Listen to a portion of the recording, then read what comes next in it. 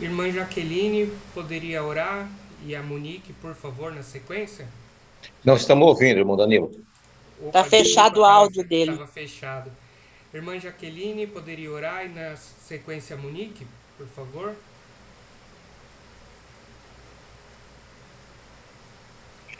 Eita, eu. Então, amém. Soberano e eterno Deus, em nome do nosso Senhor Jesus Cristo, eu te agradeço por mais um dia de vida, por ter nos concedido, nos guardado os nossos familiares, os nossos amigos, nos guardado e nos livrado de tudo, de todas as potestades malignas, Senhor. E te agradeço por mais esse dia e mais essa reunião, esse ensino, esse estudo, que possamos abrir a nossa mente para guardar a tua palavra na nossa mente, no nosso coração, e para que possamos usar a tua palavra para passar para outras pessoas que estão sedentas da tua palavra, que precisa ouvir e conhecer a tua palavra para também ministrar para outras pessoas. O quão maravilhoso o nosso Senhor Jesus Cristo é, porque ele morreu na cruz do Calvário por toda a humanidade, e que nós venhamos reconhecer o sacrifício que foi feito na cruz por toda a humanidade. Amém. Amém, irmã Monique.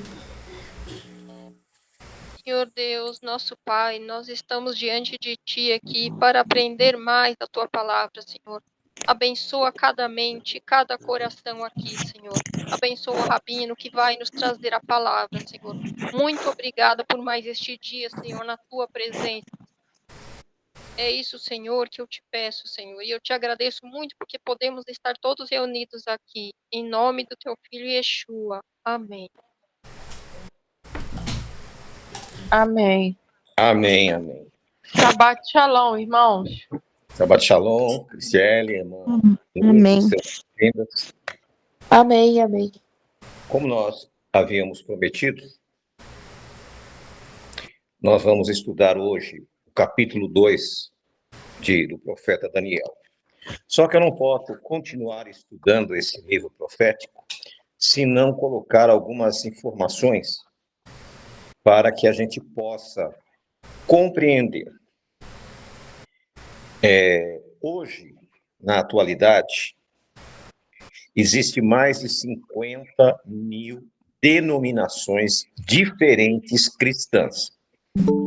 Os irmãos que estão nos acompanhando, escuta, a gente sempre fala isso. Não são a mesma organização, são 50 mil pensamentos diferentes. E o porquê existe isso? O porquê que está acontecendo isso? Porque muitas vezes nós interpretamos equivocadamente a palavra de Deus. Para nós entendermos o que é a Bíblia, nós temos que ir lá no princípio e procurar subsídios para compreendermos o que é a Bíblia. Por exemplo, quando Jesus esteve entre nós, não existia o que nós chamamos hoje de Novo Testamento. A Bíblia dá um nome específico para o chamado Novo Testamento, que é a Nova Aliança, em hebraico, Brit Hadashah. Essa nova aliança, ela foi profetizada pelo profeta Jeremias, no capítulo 31, no versículo 31. Então, quando o Senhor Yeshua estava aqui, quando Jesus estava entre nós, eles estudavam o que nós chamamos de Velho Testamento, erroneamente. Seja bem-vindo, Gustavo. E eles estudavam Ela disse que recebeu uma mensagem. Aliás, nós chamávamos de Velho Testamento, mas, na verdade, são as escrituras hebraicas. E as escrituras hebraicas, na nossa Bíblia, vai de Bereshit até Zacarias. Eram esses livros que eles estudavam. O Novo Testamento, a Brit Hadashah, ela vai ser montada, como nós conhecemos hoje, a partir do século IV. Já existia, manuscritos existiam. O último a ser escrito foi o livro da Revelação, erroneamente traduzido por Apocalipse. A palavra Apocalipse, Shalom, meu querido, seja bem-vindo. A palavra Apocalipse dá uma conotação de fim, de morte, de luta, seja bem-vindo, Fabiano, de coisas ruins, mas não é. O nome correto desse livro é Revelação de Yeshua à sua congregação. Então, Yeshua vai revelar as coisas que vão acontecer através do seu servo, o escriba João, para que todos nós possamos entender o final. Mas para que a gente possa entender a revelação de Jesus Cristo, nós temos que entender o profeta Daniel. Em primeiro lugar, na semana passada nós relatamos a história de Daniel, né? Que eles foram levados muito jovens. Segundo os historiadores, eles tinham entre 15 e 16 anos. Eles eram príncipes da casa de Judá. Eram pessoas que já vinham desde criança estudando. Só para ter uma ideia, os meninos judeus, eles estudavam logo pequenininho, 5, 6 anos. Quando fazia 12 anos, eles tinham que ir até os sacerdotes e lá eles recitavam textos da Bíblia. Para estudar com um rabino chamado Gamaliel, eles tinham que ter decor toda a Torá, senão não estudava com eles. Então os meninos judeus eram altamente preparados. Nabucodonosor sabia disso, mandou selecionar um grupo que fossem de boa aparência, saudáveis, inteligentes, para aprender os conhecimentos da Babilônia. E eles foram escolhidos, né? Nós já citamos, foram ele mais 3 amigos. Porém, entre esses, Daniel vai se destacar. Mesmo tendo passado por certas coisas difíceis, como ter sido sequestrado da sua família, como ter sido provavelmente castrado, todos que serviam no palácio eram castrados, mas ele nunca questionou, não existe esse questionamento. Nós sabemos que esse era a forma que eles utilizavam, mas muito bem. Nabucodonosor não era um homem bom, era um assassino, um déspota, perverso. Ninguém podia se colocar contra ele. Ele mandava matar, bastava ele estar insatisfeito, ele mandava matar. Então, muitas vezes as pessoas romantizam muitas coisas. Ele era um déspota, um assassino, um ladrão, um saqueador. Esse era Nabucodonosor. E a riqueza da Babilônia era baseada em roubar os países, matar, escravizar. E agora, lá na Babilônia, existiam, além dos judeus, outros povos, e havia outros chamados sábios. Quem eram esses sábios? Esses sábios, na verdade, eram adivinhos. Era muito comum ter esses adivinhos no meio do povo. Então, eles adivinhavam as coisas para o rei. Eles eram astrólogos e não astrônomos. Então, eles liam lá, faziam astrologia. Então, eram adivinhos, astrólogos, e eles enrolavam os soberanos com as suas fantasias. Porém, havia ali Daniel e seus 3 amigos que não compartilhavam dessas ideias de adivinhação e de astrologia. Eles não compartilhavam disso. A Torá os proibia. Hoje nós vemos nas organizações religiosas, principalmente de linha pentecostal, muitos adivinhos que se auto-intitulam profetas. E as igrejas ficam cheias porque as pessoas vão lá para descobrir o que vai acontecer com elas. É muito comum nessas igrejas, no final do serviço religioso, do culto, o profeta, entre aspas, que é um adivinho, ficar adivinhando as coisas para as pessoas. E isso não é novidade, isso já vem lá da Babilônia, de outros povos. E agora, no capítulo 2, vai nos relatar um fato muito interessante. O rei tem um sonho. Ele acorda desesperado, agoniado, e piora a situação, porque ele esquece do sonho. Eu não sei se isso já aconteceu com vocês, de vocês esquecerem do sonho que vocês tiveram. Já aconteceu comigo.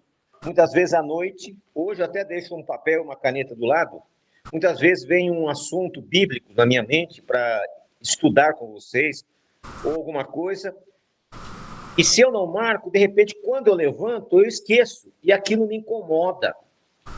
Poxa vida, esqueci. Era tão importante.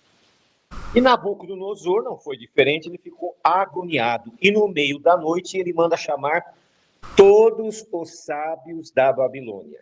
Notem, até então Daniel e seus amigos não eram considerados sábios porque não foram chamados. Foram chamados a elite.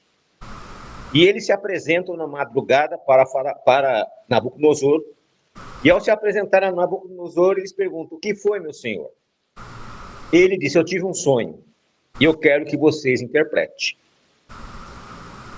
Quando ele falou isso, os adivinhos, isso é mamão com mel. O que ele falar, a gente diz, né? Por exemplo, hoje é muito comum: eu sonhei com cobra. Essa é traição. Eu sonhei com ouro. Você vai ganhar dinheiro. Eu sonhei que arranquei um dente, vai perder uma pessoa querida, e assim por diante. E eles eram exatamente isso. Eles praticavam essas artes de enganação. Porém, Nabucodonosor disse: eu não lembro o sonho e vocês parem de me enganar. Ele estava muito furioso. Se vocês não me revelarem o sonho que eu tive e a interpretação, eu vou mandar matar todos do palácio, que são sábios, que estudaram, ou estudando. E aí o que aconteceu? Ele disse: mas senhor, nenhum rei pediu tal coisa para nós. Nenhum rei pediu tal coisa. A ordem está dada. Até amanhã, se vocês não trouxerem o meu sonho e a resposta, todos morrerão. Lembra que eu falei que Daniel e seus amigos não estavam entre esse grupo, mas a sentença de morte os alcançou. Foi quando o chefe da guarda foi conversar com Daniel. E Daniel pediu um tempo para ele orar a Deus e que Deus revelasse. E ele disse: o Deus do céu revela sonhos, profecias. E ele chamou seus 3 amigos e os 4 começaram a orar e pedir a Deus uma resposta. Passamos aqui um parêntese. Quando você está em dúvida, quando você está angustiado, quando você está depressivo, a melhor coisa que você pode fazer é buscar em Deus a resposta. Buscar em Deus uma solução. E ela virá. Não tenha dúvida quanto a isso. Porém, muitos de nós procuramos a resposta em lugares errados. Procuramos entre os adivinhos, que a Bíblia proíbe. Procuramos em medicações, em meditação, em psicólogos, em psiquiatras, em todo tipo, para ter a resposta. Sendo que a resposta vem de Deus. As nossas inquietudes têm que ser buscadas diante de Deus. E justamente Daniel orou a Deus, os seus amigos intercederam com ele, e de manhã ele se apresentou ao rei e disse: o Deus do céu a qual eu sirvo me revelou o sonho. Em seu sonho, o Senhor viu uma grande estátua, e essa estátua, ela tinha a cabeça de ouro, o peito e os braços de prata, a parte do estômago, aqui da barriga, de bronze, as pernas, são duas, de ferro, os pés, os seus 10 dedos, eram entre barro e ferro. O seu reino será mais poderoso. Depois virá um segundo reino, um pouco inferior. Posteriormente, um outro reino, mais inferior.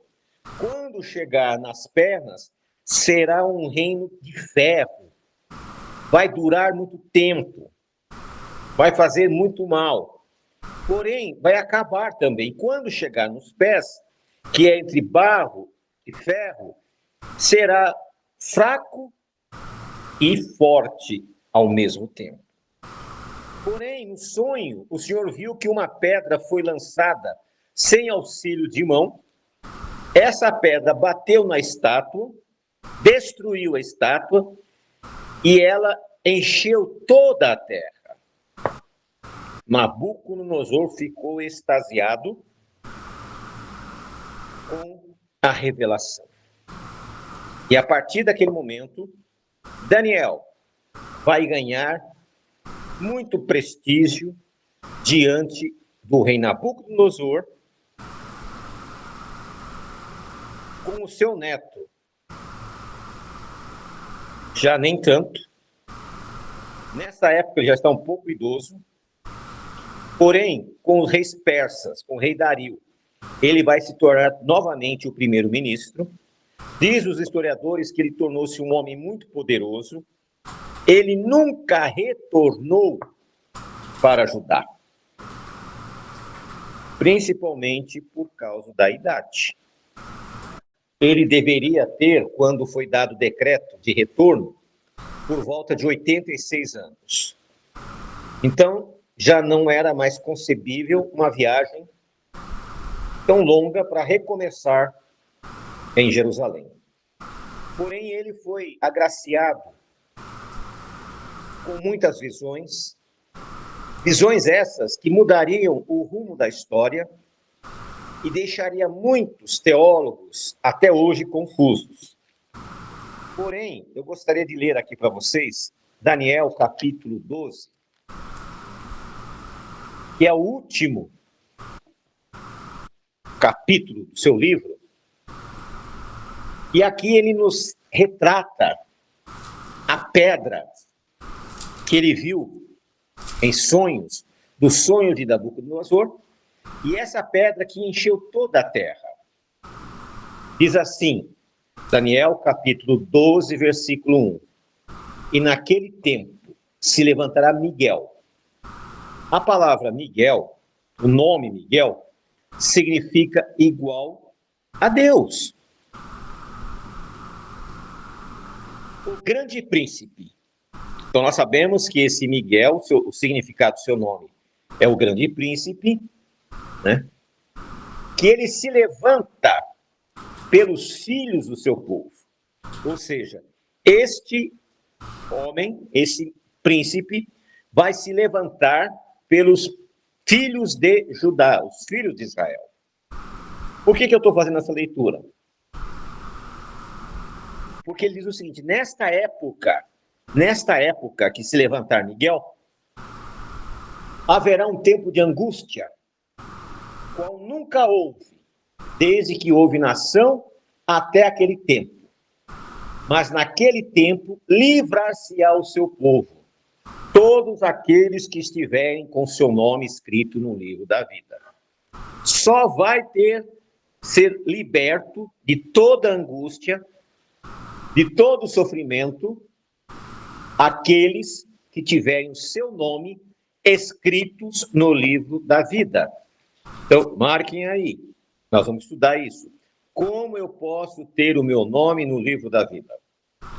Esse Miguel, então, ele se levanta nesse período, que é justamente a visão desta pedra, E a Bíblia diz, o salmista diz, que Jesus, que Yeshua, é a pedra angular. O que significa pedra angular? Pedra angular é aquela pedra que eles iniciam uma construção. A construção naquela época não era como hoje. Eram pedras sobre pedras muito bem encaixadas, que você não conseguia passar ali nenhuma pena no meio, muito fina. E ele era a pedra angular, a pedra que dava ângulo para a construção. Que é justamente essa pedra que Nabucodonosor viu, que é justamente o que Daniel viu, que ele vai se levantar nesse tempo. Porém, no versículo 9 do capítulo 12, o anjo que está assessorando Daniel diz assim, e ele disse, vai Daniel, porque essas palavras, que palavras se referem? Das profecias, estão fechadas e seladas até o tempo do fim. Ou seja, esse livro estaria fechado até o tempo que nós estamos vivendo hoje. Por que eu digo que hoje? Porque todas as profecias, na sua maioria absoluta, já se cumpriram. Então ele diz que esse livro de Daniel estaria fechado. E que era um livro para o povo judeu. Esse livro não foi escrito para os muçulmanos, esse livro não foi escrito para os budistas, nem para os hinduístas, nem para os cristãos.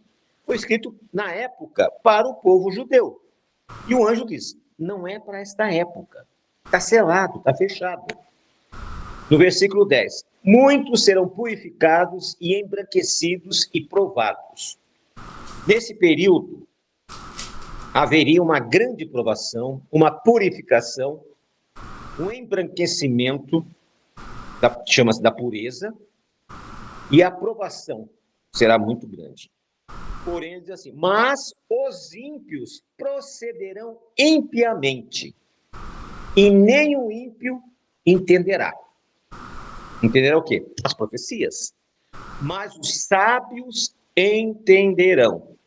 Ou seja, milhares de livros foram escritos tentando interpretar o livro de Daniel. Quando você começa a ler, é muito emocionante, porém sem substância teológica, sem fundamento. Porque ele diz aqui que muitos ímpios iriam entender. Esses ímpios não são ateus. Presta atenção. Porque um ateu não se interessa pela Bíblia. Esses ímpios aqui são religiosos. E esses religiosos tentariam interpretar. Porém, eles não vão entender. Apenas os sábios. Nós sabemos que em grego, a palavra anomia, a palavra é contra anomia, contra lei, contra mandamento. Ela foi muito utilizada nas versões gregas. E normalmente a palavra ímpio, eles traduziram de anomia. Ou seja, fazendo aqui uma tradução assim meia estranha, mas é real, diz assim, muitos serão purificados e embranquecidos e provados, mas os que são contra a lei procederão impiamente, e nenhum desses que são contra a lei entenderá, mas os sábios entenderão. Eu vejo hoje nas redes sociais alguns desses personagens que são contra a lei de Deus, que se apresentam como pastores, alguns chegam a ter milhões de seguidores, e quando eles interpretam as profecias, dá até vergonha de ver. Tão equivocadas que estão, porque eles não entenderam. Mas eles insistem em ensinar heresias. Voltando para o livro de Daniel. O livro de Daniel foi escrito, seja bem-vinda, Tassiana. O livro de Daniel foi escrito para o povo judeu, para uma época específica, porém que chegaria até os nossos dias. Como nós vimos aqui, a profecia se estende, mas para o povo de Deus. O que significa o povo de Deus? Aqueles que entram em aliança. Nenhum dos profetas escreveu para gentios. Também nenhum dos apóstolos escreveu para gentios. Apenas Daniel faz uma citação, e o livro do profeta Isaías, que tem 66 capítulos, ele dedica um capítulo, capítulo 56, aos gentios. O resto é todos para a casa de Israel, para o povo de Israel. Por isso que as pessoas acabam não entendendo, não compreendendo e ficando ali confusos, né? Não conseguem entender aquelas coisas. Outros começam a ler e acabam desistindo. Por isso que eu sugiro a vocês que, nesse período que estamos estudando o livro de Daniel, fiquem com a gente. Vamos sentar juntos, entender. Nós começamos a nossa programação sempre com uma oração e terminamos com oração. Porque aqui é um encontro de oração. E voltando para o nosso capítulo 2. Daniel, então, revela o que haveria de acontecer. O que ele vai fazer? Ao invés de agradecer Daniel e agradecer o Deus bendito, o que ele faz? Ele manda construir uma estátua conforme o sonho dele, porque agora ele lembrou do sonho. E ele faz uma grande estátua de ouro. Lembra que a profecia diz que a cabeça era de ouro, o peito de prata, né? O estômago de bronze e as pernas de ferro. Só que ele queria dizer o seguinte: o mundo é meu. Se eu sou a cabeça de ouro, toda a estátua tem que ser de ouro. E ele fez lá aquela estátua, segundo alguns historiadores, deveria ter cerca de 20 metros. Imagina se construir uma estátua desta altura, tudo em ouro. E agora ele chama todos os povos que ele conquistou, e os babilônios, se reúnem e ele vai pedir que todos se prostem diante daquele novo Deus que ele criou. Porém, existem 3 personagens que não vão se prostrar. Daniel não estava, naquela época, ali. Ele foi colocado numa posição de controlar todos os reinos que estavam sobre Babilônia. E provavelmente ele estava em alguma província. E agora os 3 amigos de Daniel, né? Esses 3 amigos são obrigados a ir na presença de Nabucodonosor, e ali eles têm que agora se prostrar.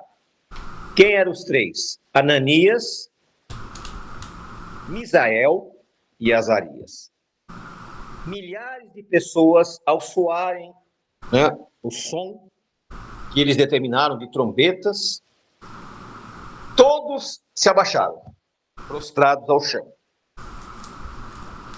E só 3 ficam de pé. Da posição que Nabucodonosor estava, ele diz: o que é aquilo? Quem são aqueles loucos que me desobedeceram? Lembra que eu falei que ele era um homem mau, um homem perverso, mas Deus tinha um plano na vida dele. Deus tinha um projeto na vida dele.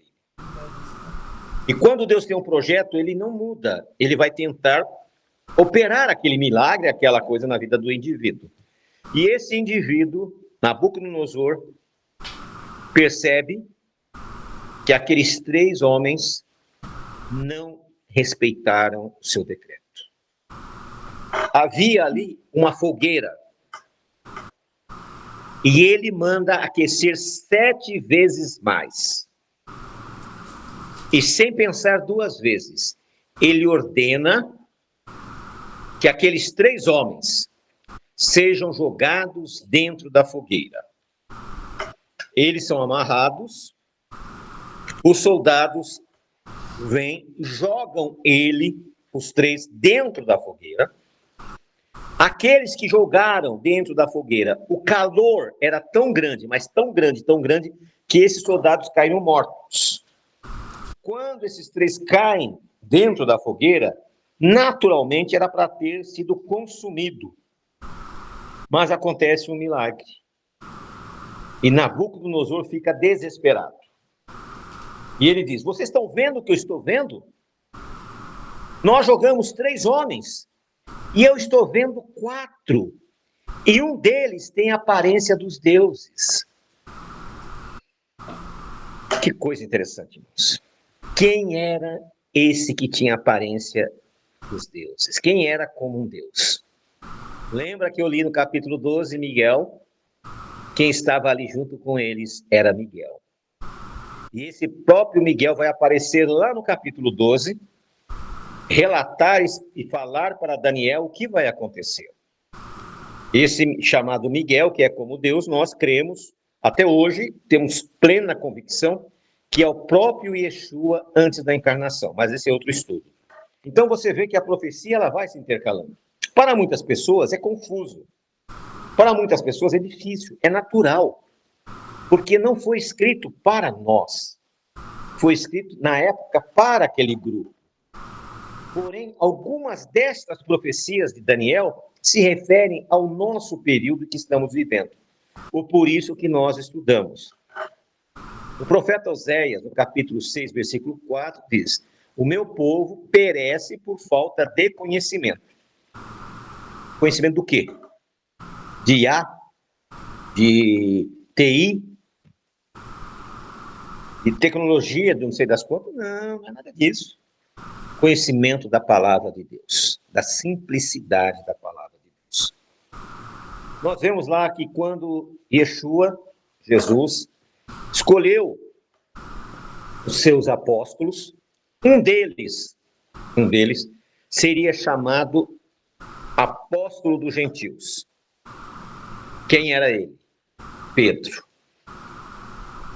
Mas no meio do percurso, foi chamado outro para substituí-lo. Quem era? Paulo.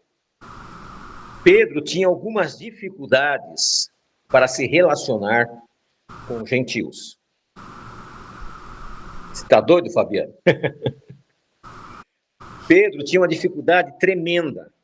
Vocês lembram da visão que ele teve quando ele estava tirando uma soneca por volta das 15 horas e ele viu um lençol descer do céu cheio de animais impuros e uma ordem dizendo: mata e come. Ele diz: Senhor, eu nunca coloquei coisa impura na minha boca.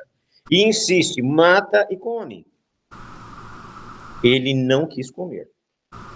Muitas pessoas que querem se alimentar desses alimentos impuros usam esse versículo pela metade para justificar o seu pecado.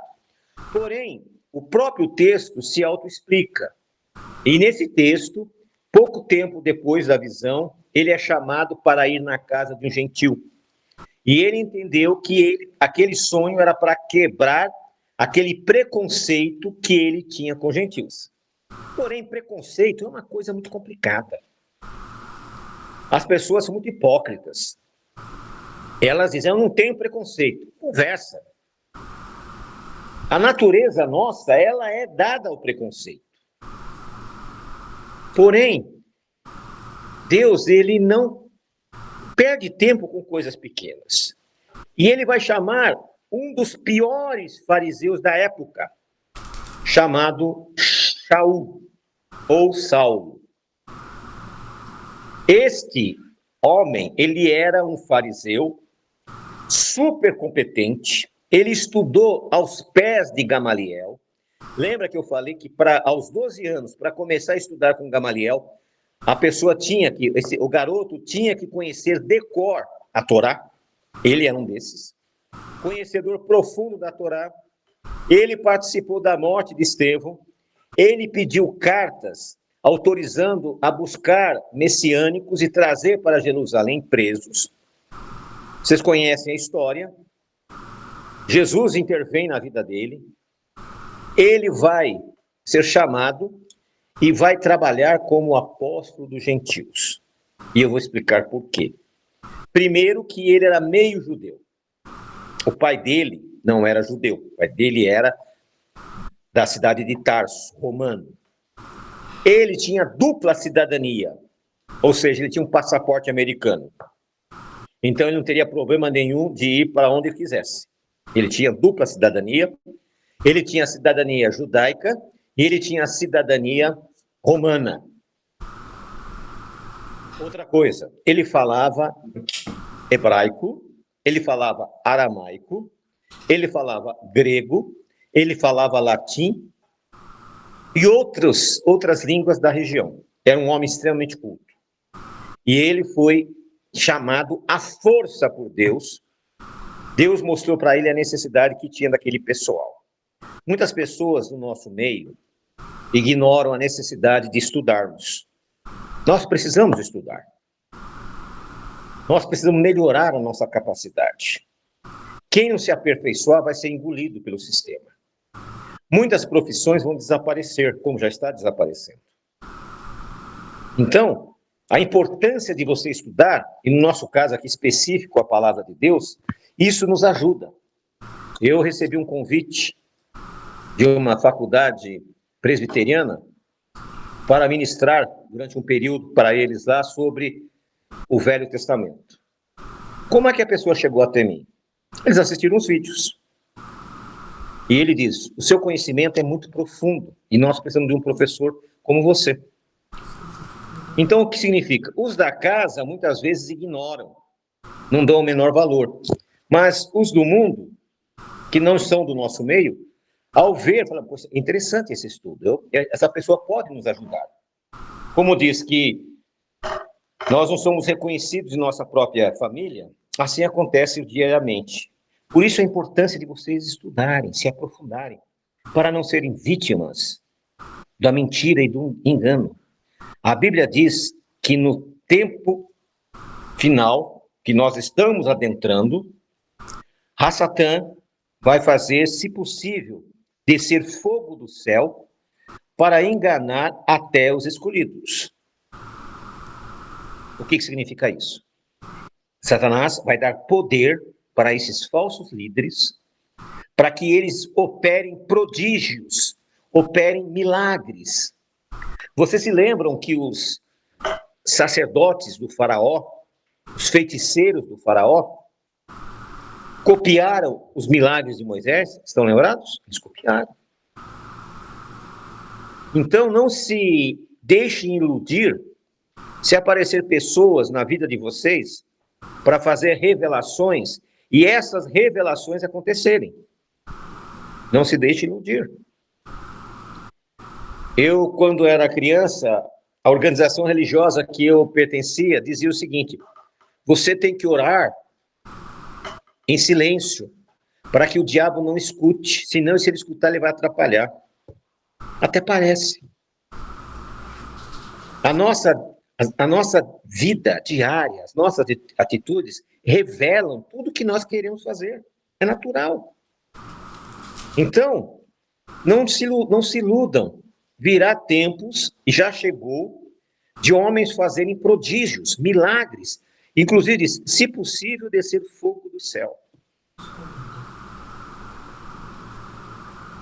E quando nós estudamos as profecias do livro de Daniel, nessa sequência de estudos, nós vamos ver grandes coisas, grandes profecias que se cumpriram, que estão se cumprindo e que se cumprirá. E você vai ser testemunha disso. Por isso que eu os aconselho a vocês permanecerem estudando, pesquisando. Só um segundinho que eu já te dou a palavra, tá, Cristiane?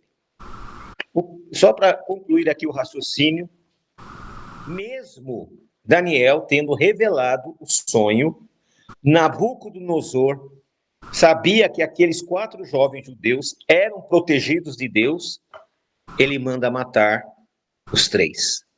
Porém, Deus faz um milagre. E ele tem um privilégio que nenhum de nós tivemos até hoje. Ele viu o próprio Messias andando dentro da fogueira. Então isso é a prova, meus irmãos, que vale a pena servir ao Deus de Israel. Não importa como você está hoje, você pode mudar o seu estado mental, você pode mudar o seu estado psicológico. Deus quer fazer grandes coisas com vocês aqui. Cada um de vocês tem uma característica. Eu vejo, quando converso com vocês, quando, né, conheço pessoalmente, cada um de vocês tem uma característica. Isso é a coisa mais importante do mundo, porque nós, cada um, somos uma pessoa única. Aproveite isso para o seu benefício. Você é único. E Deus sabe disso. E Deus quer você ao lado dele. Para que você consiga estar ao lado dele, a resposta, o próprio Senhor Yeshua, Jesus, disse. Quando o jovem rico chegou na presença dele e disse, bom mestre, o que faço para herdar a salvação? Ele respondeu, guarda os mandamentos. A resposta do jovem rico, que ficou indignado. Como você fala isso para um jovem judeu? Eu guardo os mandamentos desde a minha infância. Jesus responde, alguma coisa te falta. Alguma coisa te falta. Venda tudo que você tem, dá aos pobres e me segue. Jesus faz uma profecia para ele, e ele não entendeu a profecia. 40 anos depois, ele era jovem. 40 anos depois, ele ia ser um senhor, estaria vivo. Nabucodonosor, oh meu Deus, eu estou com Nabucodonosor na boca. O Tito, o imperador romano, vai destruir Jerusalém, roubar toda a riqueza, provavelmente a dele, matou os idosos, levou os jovens como escravos. Ou seja, ele perdeu tudo. Muitas vezes Deus pede alguma coisa para você hoje, não é que ele precisa de você. Ele quer que você se abençoe. Quando Deus nos pede alguma coisa, é para nos abençoar. Mas nós não entendemos isso. A Bíblia diz, com maldições sois amaldiçoados todos vós da terra. Por quê? Quando você se afasta de Deus, você não cumpre os seus princípios, você escolhe mandamentos a servir. Esse me interessa, esse não me interessa, tipo, bem me quer, mal me quer, você está entrando numa rota de colisão e destruição. Por isso, meus irmãos, vamos acordar. Vamos fazer uma nova aliança com Deus. Não importa o que você fez daqui para trás. O mês de janeiro, foi embora. Nós começamos também o mês hebraico, o novo mês. Que nesse novo mês possamos fazer uma aliança com Deus. Possamos nos aliançar com Ele. Cumprir os seus mandamentos. E aí você coloca, eu sempre falo isso, um checklist. O que eu preciso fazer para ser salvo? A resposta é, guarde os mandamentos. Aí você vai pegar os mandamentos que você tem que guardar e cumprir. Aquele que você não está cumprindo, o que você vai fazer? Você mesmo vai responder, por que que eu não estou cumprindo esse mandamento? E vai corrigir esse mandamento. Isso não cabe a mim fazer, cabe a você. Você pegar e ver qual princípio que você não está guardando. Por quê? Uns ignoram o Shabat. Outros ignoram a kasherut, alimentação. Outros ignoram, como está descrito lá em Hebreus, não façam como muitos que não se congregam. Outros ignoram a congregação. Eu vou quando dá, o dia que eu der, tudo bem. Outros ignoram ajudar a pregar este evangelho. Como nunca hoje nós precisamos de apoio espiritual, presencial, online, financeiro, tudo isso faz parte da obra de Deus. Então você mesmo vai decidir escolher qual desses mandamentos você não está cumprindo. Peça força a Deus, porque senão o devorador vai entrar na tua vida e vai devorar tudo. O devorador não é só questão financeira, não. Financeira é a menos importante. O devorador, ele vai devorar a sua mente, a sua coragem. Tem um livro que chama-se Quem Roubou a Minha Coragem? E você já percebeu que muitas vezes você não tem vontade nem de se levantar? Você não tem vontade de ir em lugar nenhum? Você não tem vontade de produzir, de gerar, de criar nada? É o devorador que está devorando a sua vontade, a sua coragem. Então comece a refletir por que você está agindo dessa forma. Talvez você está no lugar errado. Talvez não era o seu tempo ainda. Porém, se você está aqui, é tempo de mudança. É tempo de mudar. É tempo de se firmar. Deus está falando com vocês constantemente. O que eu estou fazendo para herdar salvação? O que eu preciso fazer? Jesus responde: guarda os mandamentos. Daniel diz: os ímpios, aqueles que são contra os mandamentos, não vão entender nada. E realmente é verdade, não vão entender nada. Porque ele acha que está tudo bem. Só que mal sabe ele que está sendo corroído espiritualmente, financeiramente, materialmente, psicologicamente, familiarmente. Está sendo corroído. Porque uma coisa eu vou dizer para você: não vale a pena servir ao diabo. Ele não é seu amigo e nunca vai ser. Ele quer te ver no fundo do poço. Ele quer te ver na sepultura. Mas o Deus vivo, a qual nós servimos, ele vai entrar com você na fogueira. Ele vai te proteger. Ele vai te libertar. E vai mostrar para todo mundo que ele é contigo. Basta que você obedeça. Eu agradeço aos irmãos. Dou a palavra à irmã Cristiele, que quer fazer uma pergunta. Pode falar, irmã. Sinta-se à vontade. Não era pergunta não, Rabino, que você falou que iam fazer muitos prodígios. Eu lembrei de uma coisa. Ontem, depois da reunião das mulheres, eu vi uma notícia que me deixou chocada. Que o Japão autorizou a hibridação de animais com seres humanos. Aí eu lembrei que foi Jesus que falou, não falou? Que quando o Filho do Homem viesse, ia ser como nos dias de Noé. Isso já está acontecendo, né? Porque naquela época, o que aconteceu? As filhas do homem, né? E como é que é? Esse parte eu sempre me confundo. Tinha essa coisa, não tinha? Dos gigantes e tal. Não, Foi uma... não é bem gigante.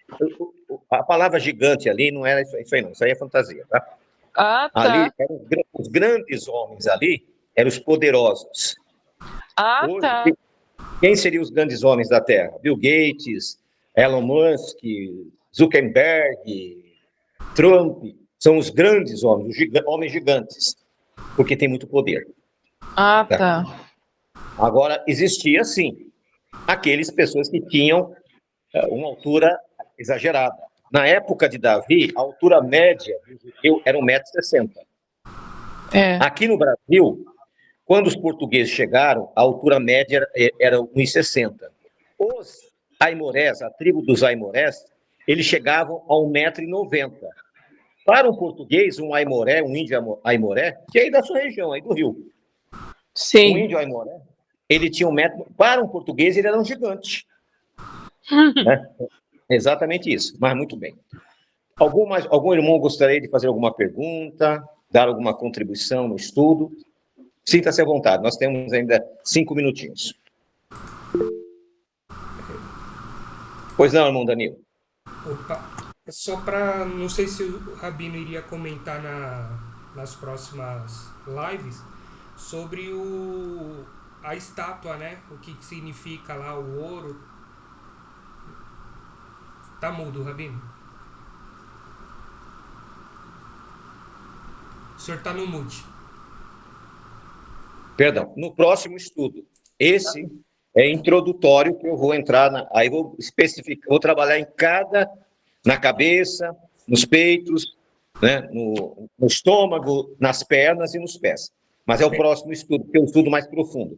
Esse foi mais para que vocês tivessem uma visão desta amplitude desse estudo, que é muito profundo. E eu quero que vocês meditem, por isso que eu não quis trazer a parte mais complexa hoje, para que vocês possam ficar colocando isso na mente. Mais alguém gostaria de fazer perguntas? Pois não, irmã Lutz.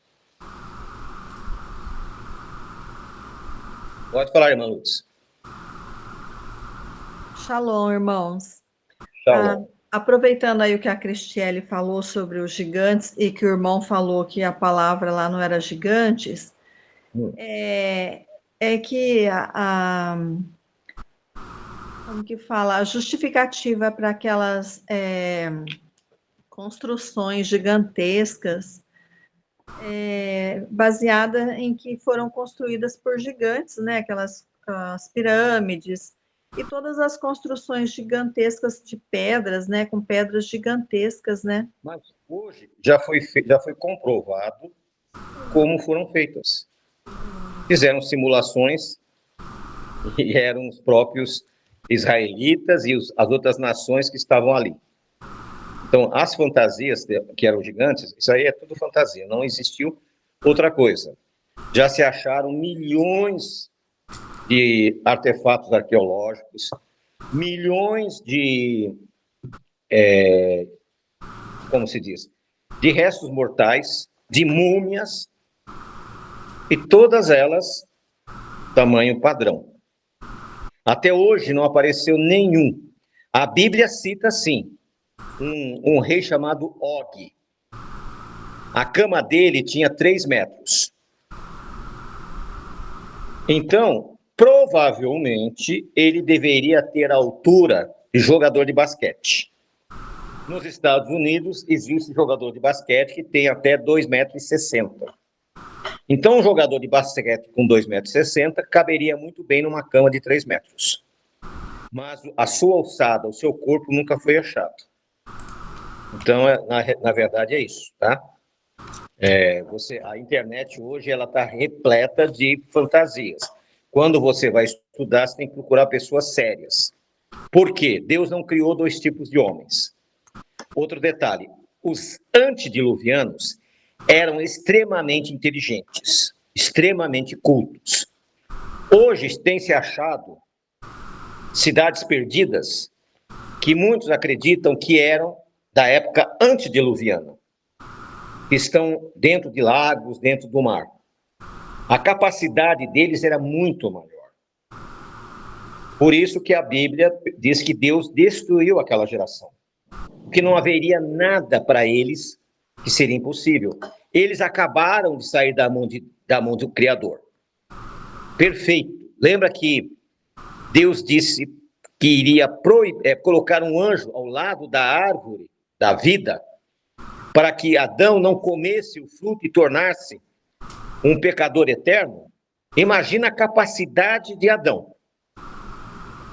A olhar para um tigre, diz, é o tigre. Aí ele olha do outro lado e vê uma vaca. É a vaca, é o boi, o cavalo, a girafa. Então você vê que ele tinha uma capacidade mental gigantesca. E essa capacidade chegou até um seu descendente chamado Noé. Noé soube projetar um barco que ele recebeu as dimensões de Deus. Mas ele construiu um barco que era o tamanho de um transatlântico. E outra coisa interessante que a ciência provou, inclusive eu vi um depoimento de um arqueólogo esses dias, que já surgiu várias situações dizendo que, nós vimos a arca, aí descobriram que era a formação rochosa, porque a arca era como se fosse, isso aqui assim, um retângulo. E eles descobriram que para suportar as ondas, o tsunami, os ventos, se fosse um barco convencional, teria furado. Eles acharam na Turquia pedras que deveriam ter sido colocadas no barco. Então, não sei se estão vendo. Eles colocavam aqui uma corda com uma pedra aqui embaixo. Aqui. Então, o barco não afundava por isso. Tinha tecnologia, Noé. Porém, quando saíram da arca, se perdeu toda aquela tecnologia.